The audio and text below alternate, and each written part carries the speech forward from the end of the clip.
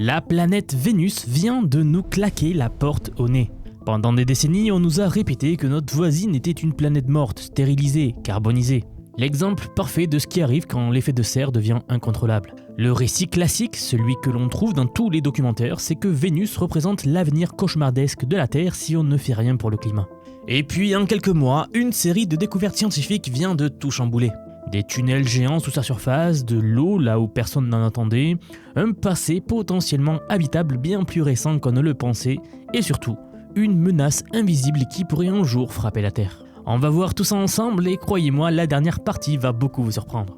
Au passage, si ce format vous aide, pensez à vous abonner et à vous inscrire à la newsletter, je vous y envoie un résumé clair de l'actu de lundi à vendredi, et pour les analyses en temps réel, rejoignez-moi sur x.com. Pour bien comprendre pourquoi ces découvertes sont révolutionnaires, il faut d'abord saisir à quel point Vénus est unique dans notre système solaire. On l'appelle souvent la jumelle de la Terre, parce qu'elle a pratiquement la même taille, la même masse et la même composition. Elle s'est formée à peu près au même moment, à partir des mêmes matériaux. Et pourtant, le résultat ne pourrait pas être plus différent.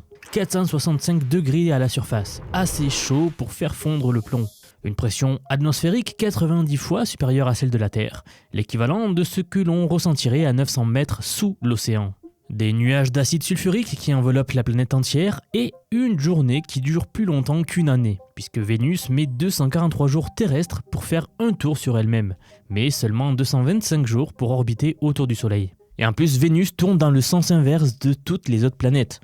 Bref, Vénus fait tout à l'envers, et le résultat est spectaculaire. Commençons par ce qui a toujours fasciné les scientifiques, la question de la vie.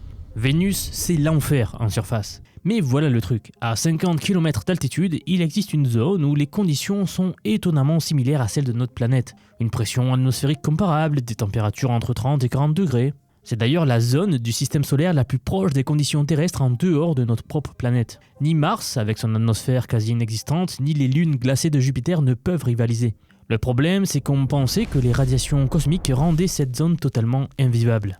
Sans champ magnétique global pour la protéger, Vénus semblait condamnée à rester stérile. Le rayonnement solaire et cosmique, pour nous, bombardait cette zone nuageuse sans relâche. Eh bien, des chercheurs de l'université de New York viennent de prouver le contraire. En utilisant des simulations ultra poussées avec le logiciel IRES, un logiciel conçu pour modéliser les cascades de particules secondaires générées par les rayons cosmiques de haute énergie, ils ont généré plus d'1 milliard de douches de rayons cosmiques virtuels pour analyser comment les particules pénètrent l'atmosphère vénusienne. Le résultat est stupéfiant. L'atmosphère de Vénus, malgré l'absence de magnétosphère, offre une protection contre les radiations presque équivalente à celle de la Terre. À peine 40% des radiations supplémentaires au sommet de la zone habitable. La raison est simple quand on y pense. L'atmosphère vénusienne est tellement massive, tellement dense, qu'elle fait office de bouclier naturel. Vous savez, ce qui compte pour bloquer les radiations, ce n'est pas le champ magnétique en soi. C'est la quantité de matière que les particules doivent traverser avant d'atteindre la surface. Et sur Vénus, il y a beaucoup de matière atmosphérique. Autrement dit, si des micro-organismes existent là-haut, les radiations ne les empêcheraient pas de survivre. Mais attendez, parce que ça devient encore plus intéressant, parce que l'autre argument massu contre la vie sur Vénus, c'était l'absence d'eau. Les nuages vénusiens étaient supposés être composés presque exclusivement d'acide sulfurique concentré. Une soupe corrosive mortelle pour toute forme de vie connue. Cette certitude datait des premières analyses des missions spatiales et n'avait jamais été vraiment remise en question. Et voilà qu'une équipe américaine, dirigée par le professeur Rakesh Moggu, de l'université Cal Poly Pomona, vient de pulvériser cette certitude. En réanalysant des données de la mission Pioneer Venus dans les années 70, des données qui dormaient depuis 45 ans sur des microfilms dans les archives de la NASA, ils ont pu découvrir quelque chose d'incroyable. Les nuages de Vénus contiennent 62% d'eau. Pas de l'eau libre comme dans nos nuages terrestres, attention, mais de l'eau liée à des hydrates. Pour ceux qui ne sont pas familiers avec ce terme-là, un hydrate, c'est un composé chimique qui incorpore des molécules d'eau, qui a des molécules d'eau dans sa structure cristalline. Pensez au sel de table qui absorbe l'humidité et devient humide, ou alors au plâtre qui durcit en capturant de l'eau. Sur Vénus, on parle de sulfate de fer hydraté et de sulfate de magnésium hydraté. L'acide sulfurique, lui, ne représente que 22% de la composition. C'est exactement l'inverse de ce qu'on croyait depuis des décennies. Le fer détecté proviendrait de poussière cosmique capturée par l'atmosphère vénusienne et qui réagit avec les nuages d'acide. Comment a-t-on pu se tromper aussi longtemps sur un fait aussi fondamental ? L'explication est fascinante et montre l'importance de revisiter les données anciennes avec un œil neuf. Quand la sonde Pioneer a traversé l'atmosphère, des aérosols se sont accumulés dans ces capteurs-là d'entrée. À l'époque, les ingénieurs avaient interprété ça comme un dysfonctionnement, une anomalie du matériel. Mais Mogul et son équipe ont réalisé que ces aérosols coincés, entre guillemets, dans les instruments, racontaient une histoire. En descendant dans les couches plus chaudes, ces aérosols se sont décomposés à des températures précises, libérant leurs composants. En analysant à quelle température chaque élément était relâché, les chercheurs ont pu déterminer la composition réelle de ces nuages. Des pics d'eau à 185 degrés et 414 degrés correspondaient parfaitement à la décomposition thermique des hydrates identifiés. Pourquoi les mesures par spectroscopie depuis l'espace n'avaient-elles pas détecté cette eau ? Parce que l'eau liée chimiquement dans des structures cristallines ne se manifeste pas de la même façon que de la vapeur d'eau libre, par exemple. Les sondes qui ont physiquement traversé le nuage ont capté la réalité, mais personne n'avait correctement interprété leurs données jusqu'à maintenant. Cette découverte change complètement notre vision de l'habitabilité potentielle de Vénus. Un des principaux arguments contre la vie était la sécheresse extrême de l'environnement. Si l'eau est en fait présente en quantité significative, même sous forme liée, ça rouvre le débat. Mais messieurs, dames, les surprises ne s'arrêtent pas là. Une étude toute récente de l'université de l'État d'Arizona suggère que Vénus aurait pu rester habitable bien plus longtemps qu'on ne le pensait, peut-être jusqu'à il y a quelques centaines de millions d'années seulement. L'équipe dirigée par Alison Trussell s'est penchée sur un mystère vénusien de longue date, les canali. Les canali, ce sont d'immenses canaux sinueux qui serpentent la surface, dont le plus long, qui s'appelle Baltis Vallis, s'étend sur plus de 6800 km, ce qui en fait le plus long canal du système solaire. Ces structures ressemblent à des lits de rivières avec des deltas et des méandres.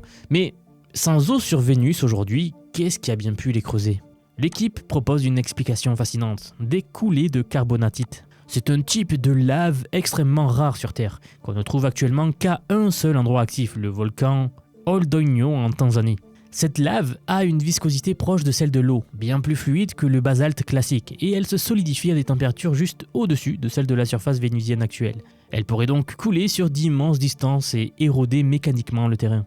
Le hic, c'est que les éruptions de carbonatite libèrent d'énormes quantités de CO2. Si ces éruptions ont été massives et répétées, elles auraient pu déclencher l'emballement de l'effet de serre qui a transformé Vénus en fournaise. En d'autres termes, Vénus aurait pu basculer relativement récemment du monde tempéré à l'enfer actuel. Maintenant, j'aimerais que nous descendions vers la surface pour parler de ce qu'il s'y passe géologiquement. Pendant longtemps, Vénus était considérée comme géologiquement morte. Une planète figée, sans tectonique de plaques, sans activité volcanique récente, bref, une planète morte. Là encore, les derniers mois ont tout bouleversé.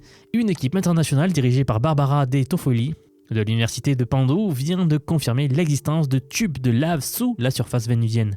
En analysant les données radar de la mission Magellan des années 90, ils ont pu identifier 4 chaînes sinueuses sur les flancs des grands volcans boucliers de plus de 100 km de diamètre. Ces formations serpentent vers le bas en suivant la pente, exactement comme on s'attend à trouver des tubes de lave effondrés. Ce qui a vraiment convaincu ces chercheurs, c'est que ces fosses ne ressemblent pas aux effondrements tectoniques, qui forment des lignes droites suivant les failles.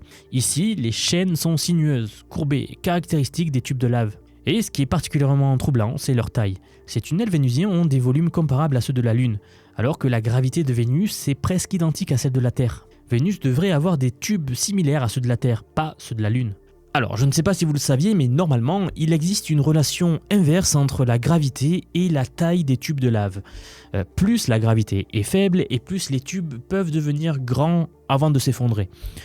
C'est pour ça, par exemple, que les tubes lunaires sont gigantesques et ceux de la Terre sont relativement modestes. L'explication pourrait résider dans la pression atmosphérique écrasante de 90 bars et les températures extrêmes qui permettraient à la lave de se comporter différemment, restant fluide plus longtemps et s'écoulant sur des plus grandes distances avant de refroidir. Parallèlement, d'autres chercheurs ont réanalysé les données de gravité et de topographie de Magellan pour étudier les coronae, qui sont des immenses structures circulaires qui parsèment la surface de Vénus. Ces formations peuvent atteindre 300 km de diamètre et se forment quand des panaches de matière chaude remontent du manteau, poussant donc la croûte vers le haut, puis s'effondrent quand le dôme se refroidit. Sur 75 coronae analysées, 52 semblaient reposer directement au-dessus de panaches de matière chaude provenant du manteau. Cela indique des processus tectoniques actifs. Pas aussi développés que sur Terre, certes, avec des plaques mobiles, mais bien réels quand même. Ce qui est intéressant, c'est que ces formations ressembleraient à ce que la Terre primitive a pu connaître il y a plusieurs milliards d'années, avant le développement de la tectonique des plaques modernes. Vénus serait donc une fenêtre sur notre propre passé géologique, un laboratoire naturel pour comprendre comment les planètes rocheuses évoluent. Tout cela est passionnant pour la science fondamentale. Mais voici où les choses prennent une tournure plus préoccupante. Et si vous pensiez que c'était tout, attendez, parce que dans ce domaine, ça bouge aussi vite que l'IA. Encore une autre étude récente, menée par Valerio Caruba, de l'Université de Sao Paulo, a identifié une menace potentielle pour la Terre, cachée tout près de Vénus. Il existe une population d'astéroïdes co-orbitaux qui partagent l'orbite de Vénus autour du Soleil. Ces objets ne sont pas en orbite autour de la planète elle-même, mais ils se déplacent dans la même région orbitale, en résonance 1-1 avec Vénus. Ça signifie qu'ils font le tour du Soleil exactement dans le même temps que la planète Vénus. Certains oscillent autour des points de Lagrange, d'autres suivent des trajectoires en forme de fer de cheval ou de tétard. Actuellement, on n'en connaît que 20. Mais les simulations suggèrent qu'il en existe beaucoup plus, et c'est là que ça devient problématique. Ces astéroïdes sont pratiquement invisibles depuis la Terre. La raison est simple mais frustrante, leur orbite les maintient proches de l'éclat du Soleil dans notre ciel. Donc nos télescopes ne peuvent les observer que pendant de brèves fenêtres. Quelques semaines par an, quand ils s'éloignent suffisamment de la lumière du solaire pour être visibles. Le nouvel observatoire Vera-Rubin, qui vient d'entrer en service et dont on a déjà parlé sur la chaîne à de nombreuses reprises, notamment avec les phénomènes observés avec Atlas, eh bien, pourrait détecter certains de ces objets pendant les fenêtres d'observation favorables. Mais la solution idéale serait de placer un télescope en orbite autour de Vénus en fait pour cartographier ces objets depuis une position plus avantageuse, où ils ne seraient plus masqués par le Soleil. Malheureusement, aucune mission de ce type n'est actuellement planifiée. Les chercheurs concluent que seule une campagne d'observation dédiée depuis l'espace, près de Vénus, pourrait potentiellement cartographier tous les astéroïdes dangereux encore invisibles. Ce qui nous amène pour finir aux futures missions vers Vénus. La NASA prépare Da Vinci, une nouvelle sonde qui plongera dans l'atmosphère pour analyser en détail et mesurant sa composition chimique pendant la descente. Veritas cartographiera la surface avec une précision inédite grâce à son nouveau radar. Et même l'ESA lancera Envision en 2031, équipé d'un radar capable de sonder le sous-sol vénusien jusqu'à plusieurs centaines de mètres de profondeur, ce qui pourrait révéler l'étendue réelle de ces tubes de lave et peut-être même des structures souterraines beaucoup plus complexes. La Chine envisage même de ramener des échantillons sur Terre d'ici 2035, ce qui serait une première absolue pour Vénus et représenterait un défi technique colossal bien sûr, vu les conditions extrêmes. Et puis il y a ces concepts de missions plus audacieux qui restent pour l'instant théoriques. Des chercheurs ont proposé le projet EVE, pour Exploring Venus with Electrolysis, qui utiliserait une technologie similaire à l'expérience MOXIE testée sur Mars. L'idée serait de convertir le CO2 atmosphérique en oxygène et en monoxyde de carbone. L'oxygène servirait alors à maintenir la flottabilité d'un ballon et le processus inverse pourrait générer de l'électricité. En gros, un tel système permettrait une exploration permanente des couches nuageuses sans problème de batterie. Mais pour l'instant, ce ne sont que des idées sur le papier, et des souvenirs des ballons soviétiques Vega des années 80, les derniers à avoir flotté dans l'atmosphère vénusienne, semblent bien lointains. Ce qui ressort de toutes ces découvertes, c'est que Vénus n'est plus cette planète figée et stérile qu'on nous décrivait. Elle est dynamique, complexe et potentiellement plus accueillante qu'on ne le pensait dans ses nuages. Et elle recèle encore des mystères fondamentaux sur l'évolution planétaire. En étudiant notre jumelle infernale, on apprend non seulement sur notre propre passé géologique, mais aussi sur ce qui pourrait nous attendre si notre climat venait à dérailler, ou si nous venions à connaître une apocalypse nucléaire. Et accessoirement, on découvre qu'elle cache peut-être des menaces invisibles qui n'ont jamais été sur notre radar. Ces avancées scientifiques montrent à quel point l'analyse de données anciennes avec de nouveaux outils peut révolutionner notre compréhension. Des informations cruciales dormaient dans des archives depuis 40 ans sous nos yeux, attendant que quelqu'un pose les bonnes questions. Ceci est un rappel puissant que les découvertes majeures ne viennent pas toujours de nouvelles missions coûteuses, mais parfois d'un regard neuf sur ce que l'on possède déjà. Combien de fois au travers la science cela s'est avéré vrai ? L'intelligence artificielle et les nouvelles méthodes d'analyse de données jouent d'ailleurs un rôle croissant et crucial dans ce type de redécouverte. D'ailleurs, si vous êtes fasciné par ces avancées scientifiques et que vous vous demandez comment l'intelligence artificielle peut transformer notre façon d'analyser des données, de trouver des patterns cachés ou tout simplement de travailler plus efficacement, alors j'ai quelque chose pour vous. J'aimerais vous dire que depuis quelques mois déjà, j'ai construit un programme d'apprentissage unique. Je vous apprends l'IA sous tous ses aspects. C'est un parcours pensé pour vous transmettre tout ce que je sais. Alors non seulement sur les modèles comme ChatGPT, Gemini de Google, Grok que l'on vient de voir, mais bien d'autres. Je vous montre surtout en fait la manière de les intégrer concrètement dans votre vie, dans votre travail, dans vos projets. Et ce, que vous soyez salarié, indépendant, entrepreneur ou même à la retraite, nous avons beaucoup de retraités dans la communauté. J'ai récemment sorti la plus grosse mise à jour à ce jour de la formation. Ça fait un petit moment que j'en parlais, mais ça y est, elle est là, elle est en ligne. Donc un module entièrement dédié à l'automatisation par IA. Autrement dit, la création des agents IA, des espèces de salariés virtuels qui vont travailler pour vous et tout faire pour vous.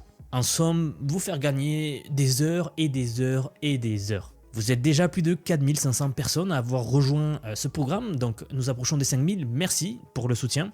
Et enfin, sachez qu'il n'y a pas besoin d'être développeur, pas besoin d'avoir un profil technique, je vous prends par la main, et pas à pas, avec des leçons vidéo claires, des cas pratiques concrets, on voit tout ce qui touche à l'IA. Dernier point, mais pas des moindres, si vous nous rejoignez aujourd'hui, vous aurez accès à toutes les évolutions du futur sans surcoût, accès illimité à vie à tout ce que je veux vous apprendre. Donc aujourd'hui c'est un paiement unique, ce n'est pas un paiement mensuel, c'est juste un paiement unique et vous aurez accès à vie à toutes les mises à jour que je vais faire en permanence et que je fais en ce moment même. Si cela vous intéresse, vous avez les liens en dessous de la vidéo, donc soit en description, soit en commentaire épinglé pour nous rejoindre. Dans tous les cas, moi je serai très heureux de vous accueillir dans le programme. Si vous êtes encore là, merci d'avoir regardé jusqu'au bout et je vous dis à très vite pour la prochaine vidéo.